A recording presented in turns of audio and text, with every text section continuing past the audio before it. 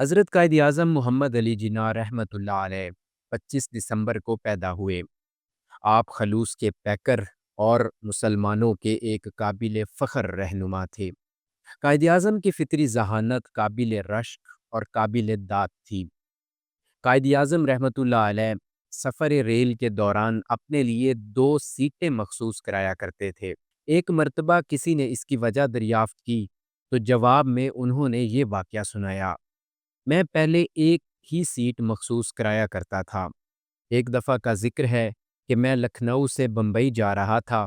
کسی چھوٹے سے اسٹیشن پر ریل رکی تو ایک اینگلو انڈین لڑکی میرے ڈبے میں آ کر میرے ساتھ والی دوسری سیٹ پر بیٹھ گئی۔ چونکہ میں نے ایک ہی برتھ مخصوص کرائی تھی، اس لیے خاموش رہا اور حسب عادت اپنے اوراق کے مطالعہ میں مصروف رہا۔ ریل نے سپیڈ پکڑی تو اچانک وہ شوخ و شنگ اور چالاک لڑکی گویا ہوئی: تمہارے پاس جو کچھ ہے فوراً میرے حوالے کر دو، وگرنہ میں ابھی زنجیر کھینچ کر لوگوں سے کہوں گی کہ یہ شخص میرے ساتھ زبردستی کرنا چاہتا تھا۔ جب میں نے کاغذات سے سر ہی نہیں اٹھایا تو اس نے چالاکی سے کام لیتے ہوئے پھر اپنی بات دہرائی۔ میں پھر خاموش رہا۔ آخر تنگ آ کر اس نے مجھے جھنجھوڑا تو میں نے سر اٹھایا اور اشارے سے کہا: میں بہرا ہوں، مجھے کچھ سنائی نہیں دیتا، جو کچھ کہنا ہے لکھ کر دے دو۔ اس نے اپنا مدعا کاغذ پر لکھ کر میرے حوالے کر دیا۔ میں نے فوراً زنجیر کھینچ دی اور تحریر ریلوے احکام کے حوالے کر دی۔ اس دن کے بعد سے میں ہمیشہ احتیاطاً 2 سیٹیں بک کروا لیتا ہوں۔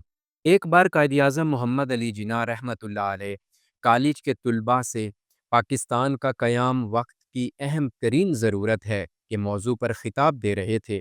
ایک ہندو لڑکے نے کھڑے ہو کر آپ سے کہا: آپ ہندوستان کا بٹوارا کر کے ہمیں کیوں تقسیم کرنا چاہتے ہیں؟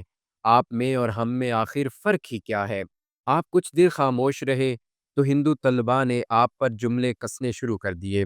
کچھ نے کہا کہ آپ کے پاس اپنے اس منشور اور منصوبے کا جواب اور جواز ہی نہیں ہے، اور پھر ہر طرف سے ہندو لڑکوں کی ہوٹنگ اور کہکہوں کی آوازیں سنائی دے رہی تھیں۔ وہاں ایک طوفان بدتمیزی مچا کے خدا کی پناہ آپ نہایت صبر و تحمل سے دیکھتے رہے۔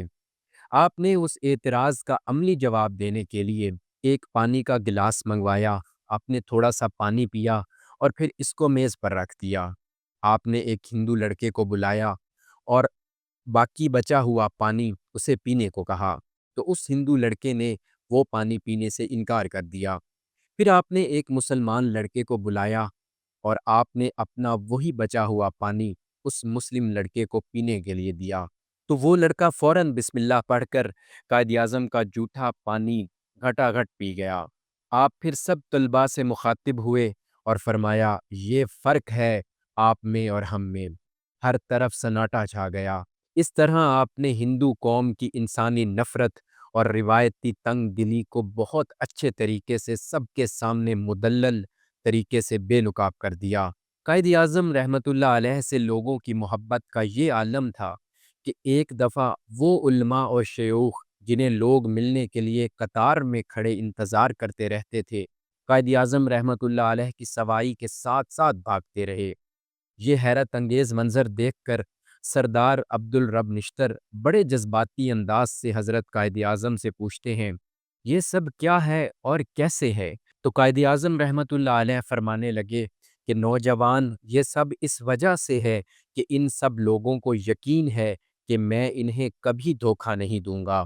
دوسروں کا کسی شخصیت پر یہ متزلزل یقین اس لیڈر کی انسانی عظمت کی معراج ہے۔ قائد اعظم محمد علی جناح کی اتنی سیاسی مخالفت کے باوجود ایک دن کے لیے بھی جیل نہیں گئے۔ یہ قانونی حدود میں رہ کر جد و جہد کرنے کے قائل تھے، اور آپ نے اس زمانے کی اپنی جان لیوا بیماری ٹی بی کے ہوتے ہوئے اور ڈاکٹروں کے منع کرنے کے باوجود دن رات قیام پاکستان کے لیے انتھک جد و جہد کی۔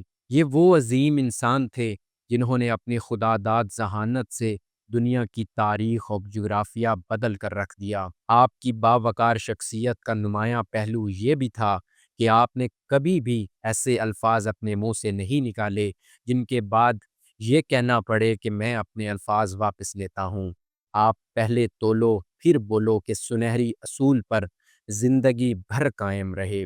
قائد اعظم محمد علی جناح نے کبھی کسی کو گالی نہ دی اور نہ کبھی آپ نے بد اخلاقی کی۔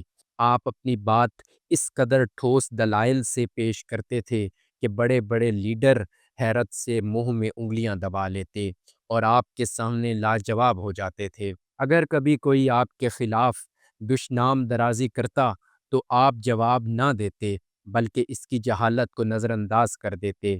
ایک دفعہ مخالفین کی مسلسل زبان درازی سے تنگ آ کر مسلم اسٹوڈنٹ فیڈریشن کے مسلم لیگی طلبہ سخت مشتعل ہوئے اور حضرت قائد اعظم رحمۃ اللہ علیہ کی خدمت میں حاضر ہو کر ان مخالفین کے اشتعال انگیز پروپیگنڈے کا جواب دینے کے لیے اجازت چاہی تو آپ نے جواباً فرمایا، جو بکتے ہیں انہیں بکنے دو، ہم نے اس سے کہیں بہتر کام کرنا ہے۔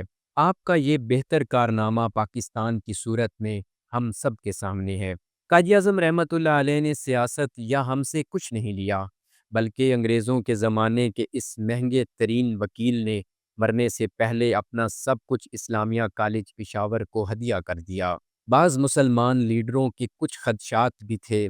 انگریزوں کے خلاف لڑنے والے یہ لیڈر قائد اعظم رحمۃ اللہ علیہ کے خلوص پر تو یقین رکھتے تھے، لیکن آپ کے کچھ ساتھیوں کو شک کی نگاہ سے دیکھتے تھے اور ان پر یقین کرنے پر تیار نہیں تھے۔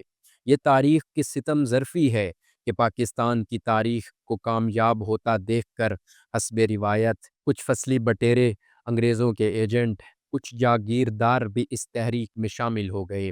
ایک جہاں دیدہ لیڈر کی طرح قائد اعظم رحمۃ اللہ علیہ کو بھی اس کی شدت کا احساس تھا، چنانچہ آپ اکثر کہا کرتے تھے، میری جیب میں کھوٹے سکے ہیں۔ ہم پاکستانیوں کی بدقسمتی یہ رہی ہے کہ مسلم لیگ کے مخلص کارکنوں کی بجائے یہی موقع پرست اور مفاد پرست کھوٹے سکے ہمارے ملک یعنی پاکستان پر کسی نہ کسی شکل میں برسر اقتدار رہے۔ ان کی لوٹ کسوٹ جاری رہی اور پاکستان کی عوام کی حالت بد سے بدتر ہوتی چلی گئی۔ یہ لیڈر پاکستان کی حالت بدلنے کے لیے پاکستان کی بنیاد یعنی اسلام یا اسلامی نظام آج تک نافذ نہ کر سکے، جس کی وجہ سے یہ ملک میں بدامنی، بے چینی اور بے سکونی کی فضا جوں کی توں برقرار رہی۔ آئیں اس ملک پاکستان میں اسلامی انقلاب برپا کر دیں، ایک ایسا انقلاب جو پاکستان کی تقدیر بدل دے اور دنیا کے سامنے امن و سکون کا ایک مثالی نمونہ پیش کر کے دنیا کے لوگوں کو عملی جد و جہد کا درخشاں راستہ دکھائے۔ اس سے بہتر قائد اعظم رحمۃ اللہ علیہ کو خراج تحسین پیش کرنے کا اور کوئی طریقہ ہو نہیں سکتا۔